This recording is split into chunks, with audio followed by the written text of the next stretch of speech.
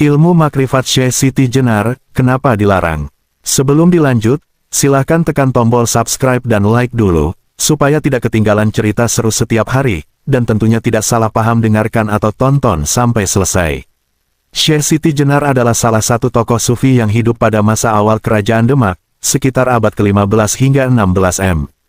Ia dikenal luas karena ajaran makrifatnya yang sangat dalam dan berbeda dari pemahaman Islam ortodoks saat itu. Ilmunya dianggap bertentangan dengan syariat, sehingga menimbulkan pertentangan hebat dengan Wali Songo dan akhirnya menyebabkan kematiannya. Apa itu ilmu makrifat? Ilmu makrifat adalah tahapan spiritual dalam tasawuf yang merujuk pada pengetahuan hakiki mengenai Allah. Dalam Islam, ilmu ini adalah tahap lanjutan setelah syariat, hukum, tarekat, jalan spiritual, dan hakikat kebenaran batin. Seseorang yang sampai pada makrifat disebut telah mengenal Allah secara mendalam, bahkan dikatakan menyatu secara batin dengannya.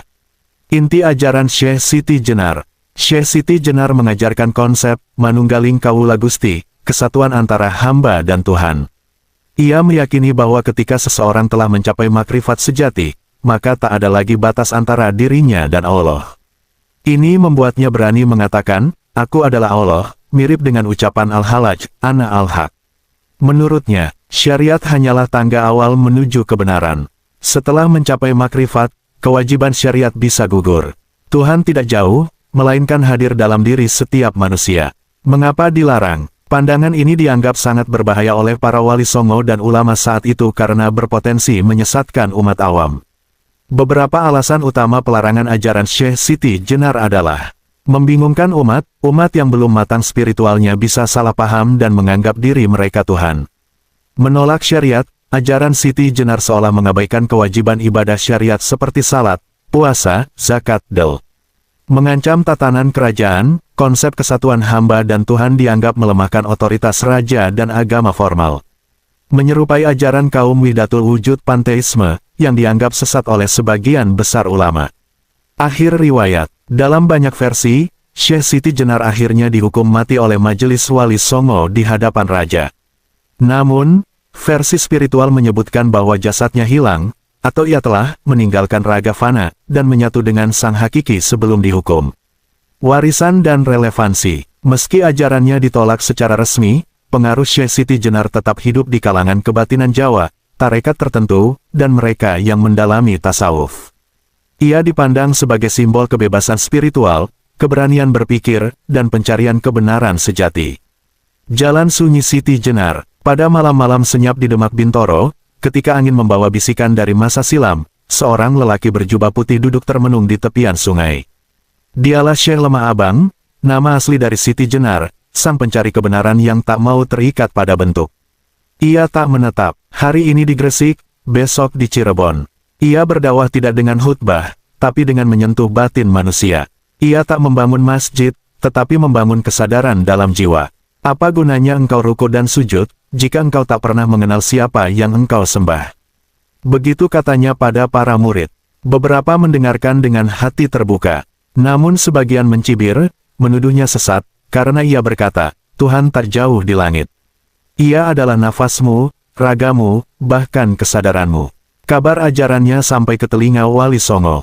Mereka pun mengundangnya ke Majelis Agung. Wahai Siti Jenar, benarkah engkau mengaku sebagai Tuhan?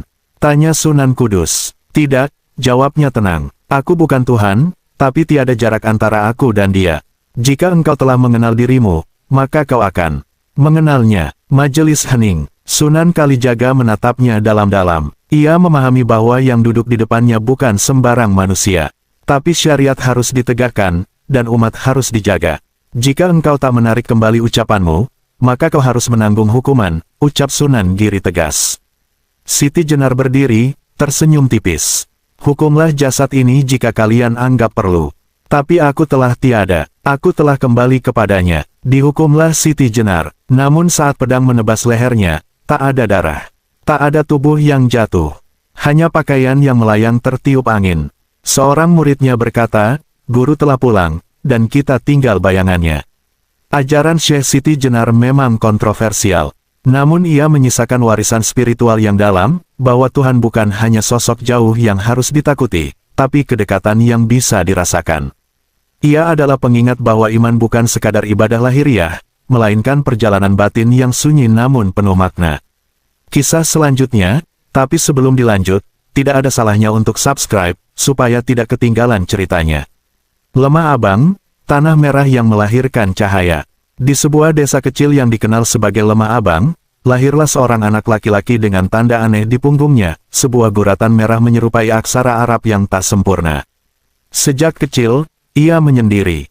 Tidak tertarik bermain, ia lebih suka duduk memandangi langit atau menguntit suara angin dari balik pepohonan. Ibunya berkata, "Anakku berbeda." Seolah ia tahu sesuatu yang tidak diketahui manusia lainnya. Ketika ia tumbuh dewasa, ia meninggalkan desanya. Ia berjalan ke barat, ke timur, ke utara, dan ke selatan, mencari guru sejati. Ia belajar dari para wali, para sufi, dari kitab-kitab tua, dan bahkan dari alam yang diam. Ia diberi nama Syekh Siti Jenar oleh gurunya karena ajarannya kelak akan membangkitkan tanah Siti yang diam menjadi hidup dan berbicara. Di antara dua dunia, setelah bertahun-tahun belajar, Siti Jenar kembali ke tanah Jawa, yang saat itu sedang diwarnai semangat Islamisasi. Ia melihat betapa rakyat patuh pada syariat, namun masih takut pada kekuatan gaib, jin, dan sesaji. Ia mengajarkan mereka untuk tidak takut kecuali kepada Allah yang satu. Namun ia tidak berhenti di situ. Jangan hanya menyembah dengan jasad, sembahlah dengan kesadaran.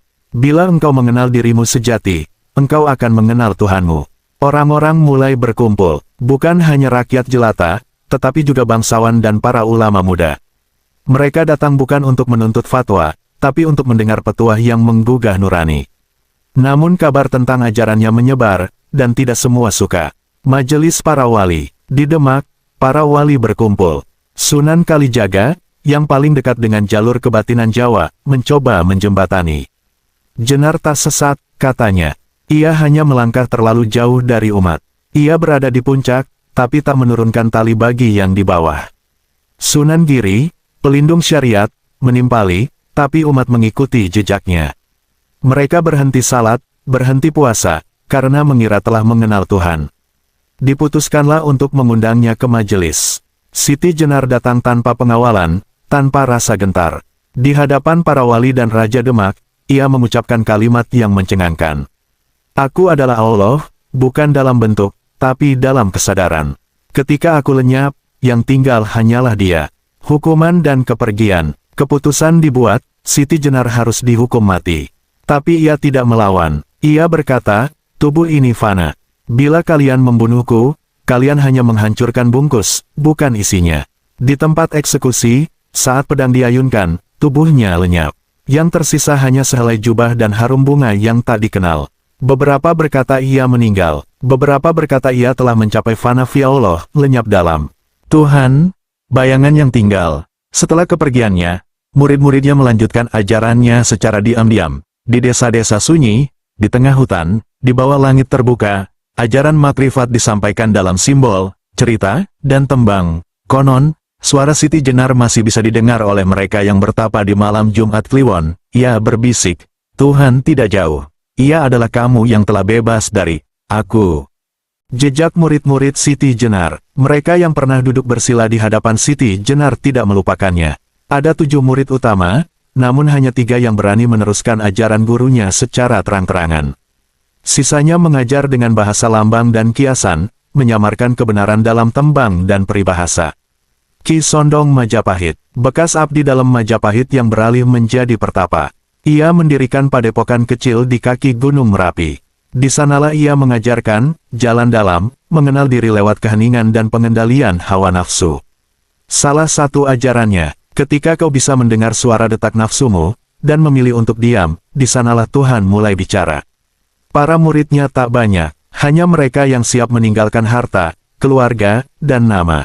Nyai Rara Kuning, perempuan bangsawan yang menolak dinikahkan, memilih menjadi santri Siti Jenar. Ia mengajarkan makrifat kepada para wanita di pesisir utara. Ia sering mengutip gurunya, "Tuhan tidak memilih laki-laki atau perempuan. Ia menyapa siapapun yang membuka pintu batinnya." Ia menyebarkan ajaran lewat nyanyian dan kain batik yang setiap coraknya mengandung simbol perjalanan ruhani. Pemerintah Demak sempat mencurigainya sebagai penyebar ajaran sesat, namun karena pengaruh keluarganya, ia dibiarkan hidup dalam pengasingan spiritual. Brangta, si penggembala bodoh. Ia dianggap gila oleh banyak orang. Pakaian compang camping, tak pernah mandi, selalu tertawa sendiri. Tapi setiap kata yang diucapkannya mengandung makna dalam. Wahai domba-dombaku, katanya suatu sore, jika kalian masih menganggap rumput sebagai makanan, kalian belum sadar bahwa yang memberi makan adalah Gusti Allah itu sendiri. Ia tak pernah mengaku murid Siti Jenar, tapi orang-orang tahu, dialah murid paling setia. Ia hidup tanpa nama, tanpa identitas, hanya sebagai bayangan guru. Jejak yang dipadamkan, namun sebagaimana ajaran gurunya, jejak para murid ini pun diburu. Para wali yang berpegang pada syariat memerintahkan pembersihan ajaran, makrifat liar. Naskah-naskah dibakar, padepokan dibubarkan, dan nama Siti Jenar dilarang disebut dalam pengajaran resmi. Namun satu hal yang tak pernah bisa dimusnahkan, ingatan. Di tengah rakyat kecil, dalam cerita lisan, dalam tembang, dan dalam gerak wayang, ajaran Siti Jenar tetap hidup. Ia bukan sekadar nama, tapi rasa yang tak terlukiskan, mengalir dalam darah spiritual tanah Jawa. Ilmu manunggaling kaula Gusti. Malam itu, angin menyapu dedaunan di halaman sebuah surau tua di kaki bukit. Seorang pemuda, matanya penuh tanda tanya, mendatangi seorang tua berjubah lusuh yang sedang duduk dalam diam. Ki, ajarkan aku tentang manunggaling kaula Gusti. Aku ingin mengenal Allah seperti gurumu, Siti Jenar. Orang tua itu, Brangta, si penggembala yang dianggap gila, membuka matanya perlahan. Ia memandang pemuda itu dengan sorot yang tak menggambarkan waktu. Kau ingin menyatu, tapi masih merasa terpisah, katanya. Bagaimana mungkin air ingin menjadi laut, padahal ia adalah bagian dari laut itu sendiri. Apa itu manunggaling kaula Gusti? Dalam bahasa Jawa, manunggal berarti menyatu. Kaula berarti hamba, dan Gusti berarti Tuhan. Maka, manunggaling kaula Gusti adalah kesatuan antara hamba dan Tuhannya. Tapi bukan dalam arti tubuh menyatu, atau manusia menjadi Tuhan secara mutlak. Siti Jenar menjelaskan, ini adalah kesatuan kesadaran, bahwa tidak ada realitas selain Allah. Bahwa aku hanyalah bayang-bayang dari Yang Maha Ada. Jika engkau berkata, aku salat, aku puasa, aku sabar, engkau masih berjarak. Tapi ketika semua gerak, nafas, dan niatmu lenyap dalamnya, maka tak ada lagi, aku, yang ada hanya Dia yang bekerja melalui jasadmu. Ajaran ini mengguncang tatanan, karena dalam pandangan para wali syariat, kesadaran semacam itu berbahaya.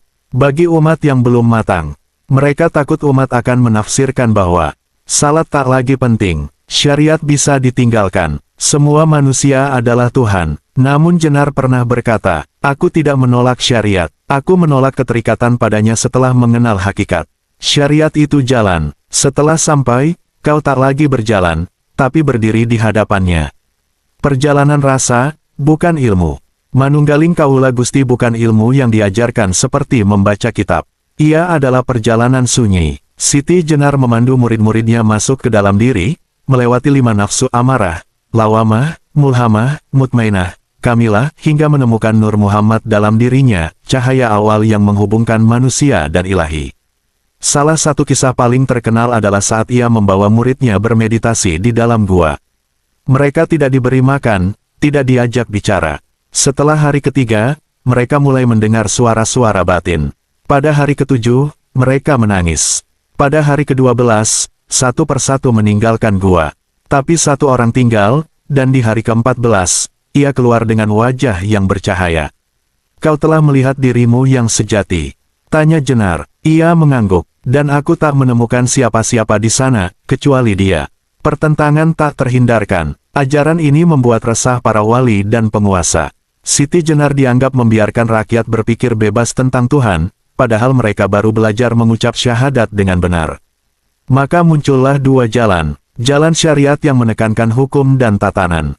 Jalan makrifat yang menekankan penyatuan batin dengan Allah. Keduanya berasal dari sumber yang sama, tetapi berada pada ujung yang berbeda. Sebelum Siti Jenar wafat, ia pernah menulis di atas selembar daun lontar. Bila engkau masih melihat perbedaan antara engkau dan Tuhan, maka engkau belum mengenalnya. Bila engkau merasa menyatu, tapi masih merasa, aku, maka engkau tertipu. Tapi bila engkau telah lenyap, dan hanya tersisa kesadaran tunggal, maka engkau telah kembali. Daun itu kini hilang, tapi kata-katanya tetap hidup dalam mereka yang mencari kebenaran di luar batas kulit dan rupa. Benturan dengan kekuasaan spiritual dan politik. Demak Bintara, tahun-tahun awal abad ke-16. Sebuah kerajaan Islam pertama di tanah Jawa Tengah mengalami masa penataan. Para wali songo bekerja bahu-membahu menyebarkan agama Islam, membangun masjid, pesantren, dan menyusun hukum syariat sebagai dasar pemerintahan. Namun di tengah semangat itu, muncullah sosok yang tak tunduk pada aturan formal, Syekh Siti Jenar, yang semakin hari semakin dikenal bukan sebagai ulama, tapi sebagai manusia yang bicara atas nama Tuhan. Keresahan di Majelis Wali. Dalam sebuah pertemuan rahasia, para wali berdiskusi di serambi Masjid Agung Demak. Sunan Giri, yang dikenal teguh menjaga syariat, membuka majelis dengan suara lantang. "Saudaraku, Siti Jenar menyebarkan ajaran yang membingungkan umat. Ia berkata bahwa yang menyembah dan disembah itu satu. Ia tidak menyuruh salat, tidak menekankan zakat. Bila ini dibiarkan, agama akan rusak sebelum menguat." Sunan Bonang menunduk, sembari berkata pelan, "Tapi apakah kita telah benar-benar memahami maksudnya? Mungkin dia telah menempuh jalan ruhani yang tidak bisa kita nilai dengan akal semata." Sunan Kalijaga, yang diam sejak awal, akhirnya angkat bicara. "Aku pernah duduk bersamanya. Ia tidak sesat, tapi jalannya terlalu curam bagi umat yang baru belajar berjalan. Ia berada di puncak gunung, sedangkan umat masih merangkak di kaki bukit. Namun politik tak mengenal kebijaksanaan hati. Ketika Raja Demak, Raden Patah, mendengar bahwa rakyat mulai menolak syariat karena merasa telah bersatu dengan Tuhan, ia mulai melihat Siti Jenar sebagai ancaman bagi stabilitas kerajaan. Strategi penghapusan diam-diam, tak ingin membenturkan kekuatan. Langsung, para wali memutuskan untuk melarang penyebutan nama Siti Jenar dalam pengajaran formal. Menyebarkan bahwa ajarannya adalah ilusi setan. Mengajak para muridnya kembali pada jalan syariat, dengan iming-iming pengampunan atau ancaman pengasingan. Namun semua itu tak menyurutkan jejak langkah mereka yang telah melihat. Salah satu muridnya, Nyai Rara Kuning, pernah berkata, "Mereka bisa membakar kitab, tapi tidak bisa membakar rasa. Apa yang sudah masuk ke dalam kalbu tak bisa dibunuh dengan pedang." Peristiwa puncak, sidang penentuan nasib. Akhirnya, Siti Jenar dipanggil secara resmi ke sidang Wali Songo. Ia datang sendiri, tanpa pengawal, hanya mengenakan jubah putih yang lusuh.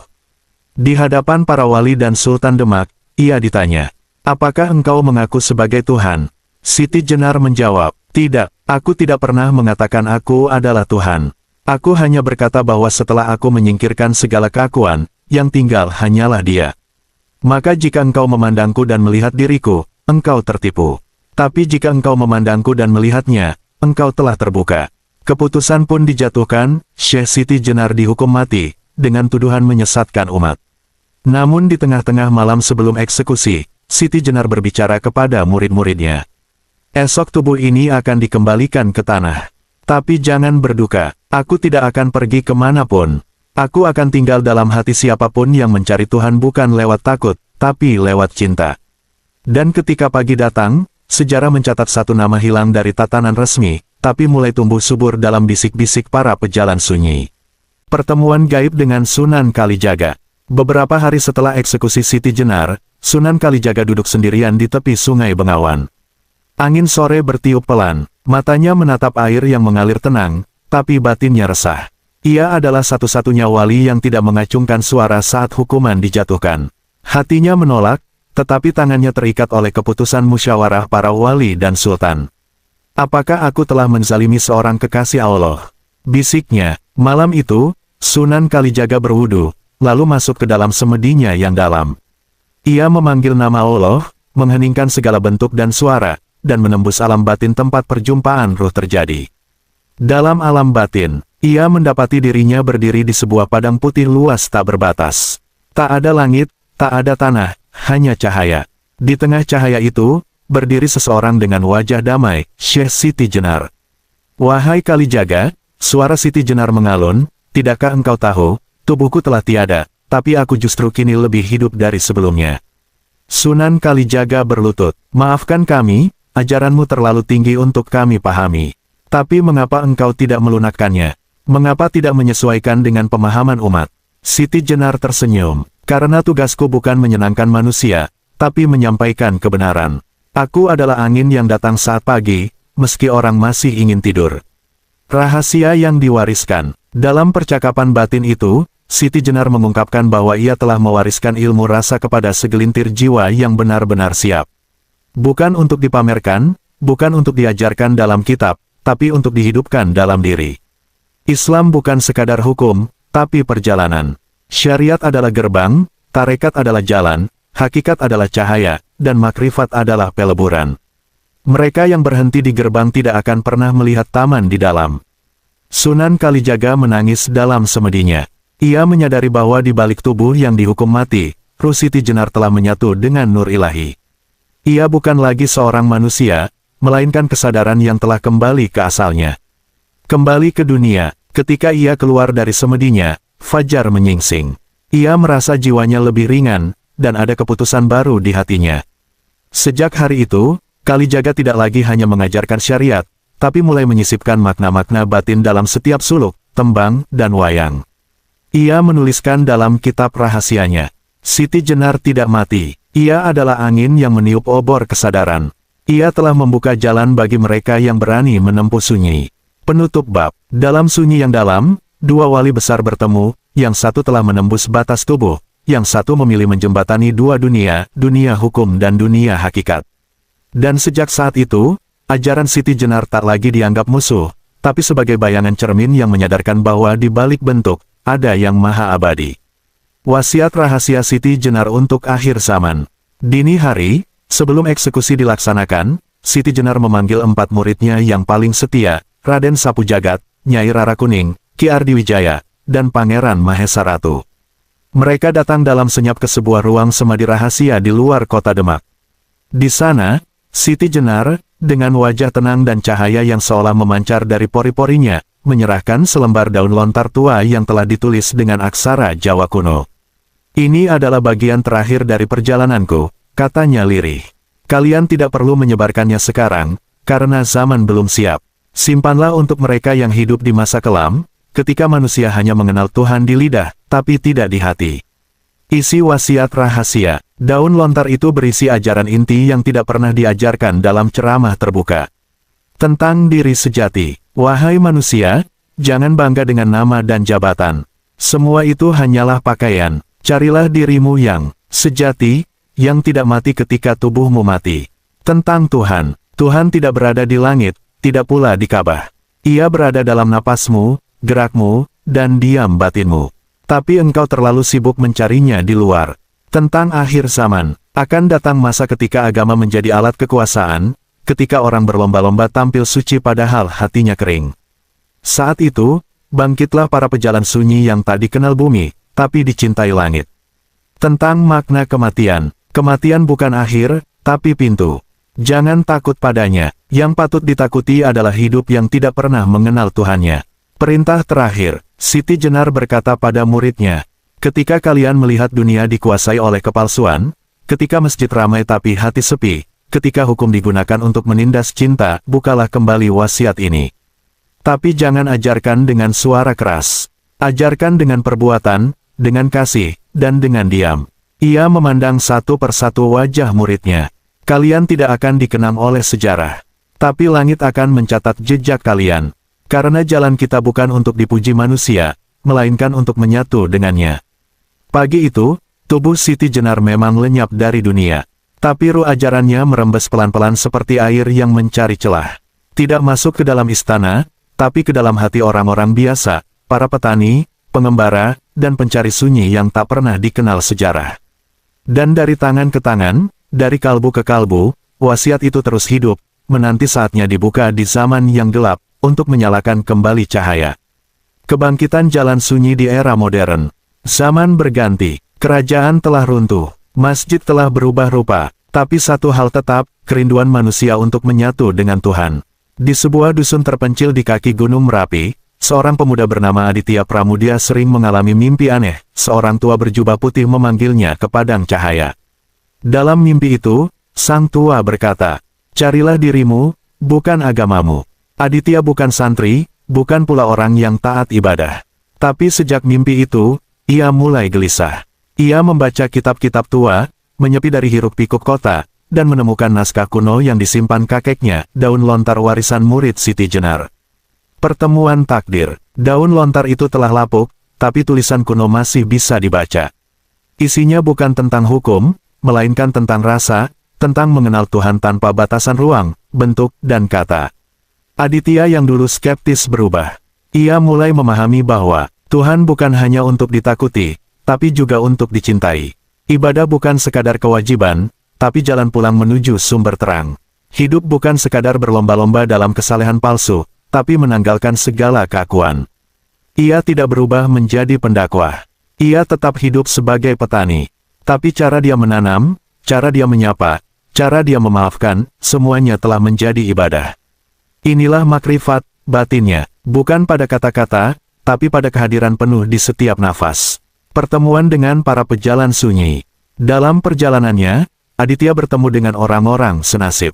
Seorang ibu penjual nasi yang hafal zikir napas tanpa pernah mengaji formal. Seorang sopir truk yang selalu diam saat istirahat, tenggelam dalam rasa syukur tak bersuara. Seorang mantan narapidana yang tidak banyak bicara, tapi matanya memancarkan damai. Mereka semua tak mengenal nama Siti Jenar, tapi telah hidup dalam ajarnya. Ia tidak mati, kata sang sopir suatu malam di warung kopi. Ia hanya pindah dari tubuh ke jiwa-jiwa kita. Kebangkitan yang tanpa nama, tanpa organisasi, tanpa panggung, tanpa simbol. Jalan Siti Jenar hidup kembali sebagai kesadaran dalam sunyi. Mereka tidak menentang syariat, tapi melampauinya dengan cinta. Mereka tidak mengajak berdebat, tapi mengajak melihat diri. Mereka tidak menyeru dari mimbar, tapi dari tatapan penuh kasih. Dan seperti yang diramalkan dalam wasiat, zaman kelam telah tiba, agama diperdagangkan, nama Tuhan digunakan untuk kekuasaan. Tapi bersamaan dengan itu, benih jalan sunyi mulai tumbuh di tanah-tanah yang tak terlihat. Penutup bab. Aditya kini tidak lagi gelisah. Ia tidak tahu apakah ia telah mengenal Tuhan sepenuhnya. Tapi setiap ia menyentuh tanah, setiap ia menatap langit, setiap ia diam dalam hati, ia tahu, Tuhan tak pernah jauh. Tuhan bahkan bukan di luar, tapi di dalam tanpa batas. Jalan Siti Jenar kini berjalan dalam kaki orang-orang biasa, di lorong-lorong yang tak disinai cahaya, tapi justru menjadi pelita bagi zaman.